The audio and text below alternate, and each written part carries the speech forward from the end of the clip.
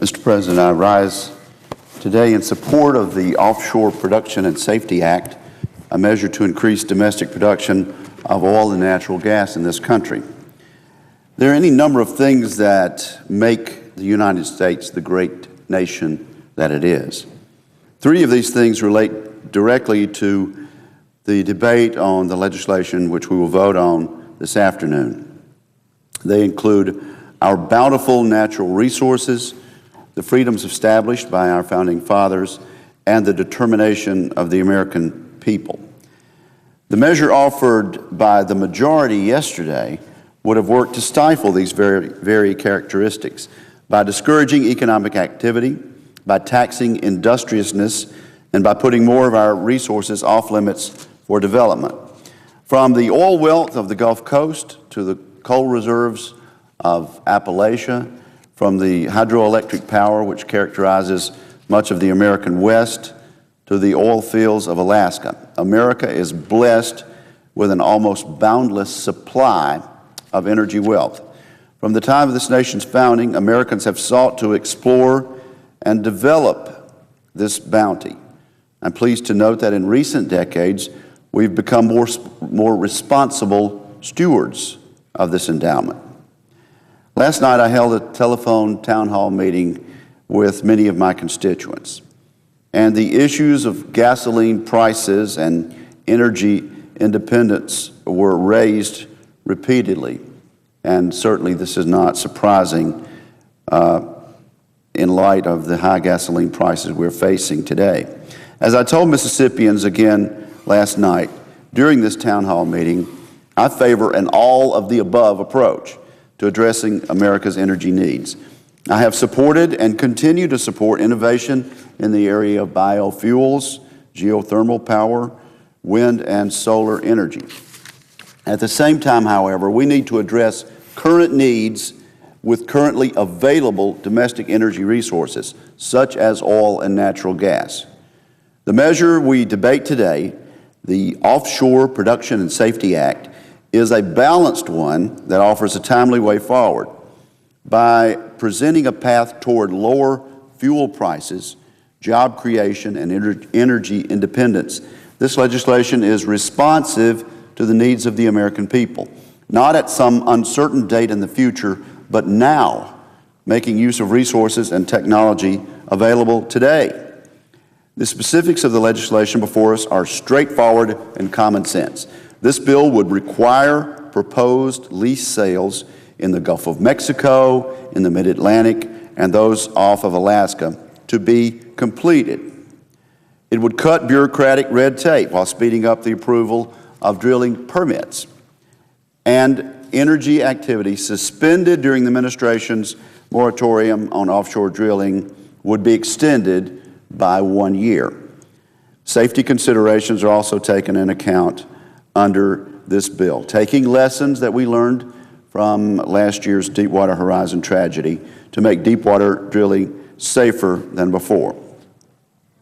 Energy independence, a goal we all share, can only be achieved through conservation, innovation, and domestic exploration. But domestic exploration must be a part of this in order for us to obtain independence. According to a 2009 report by the Congressional Research Service, America's combined recoverable natural gas, oil, and coal endowment is the largest on Earth. It is far larger than the reserves of Saudi Arabia, China, and Canada. We have the resources to meet our energy needs, and I would point out this is the independent Congressional Research Service that tells us this. Closely related to this issue is the one of job creation in America, one that we should all be interested in, with the unemployment rate currently at 9%. America's oil and natural gas industry is responsible for 9.2 million jobs in this country. I know the people who have those jobs are proud to have them.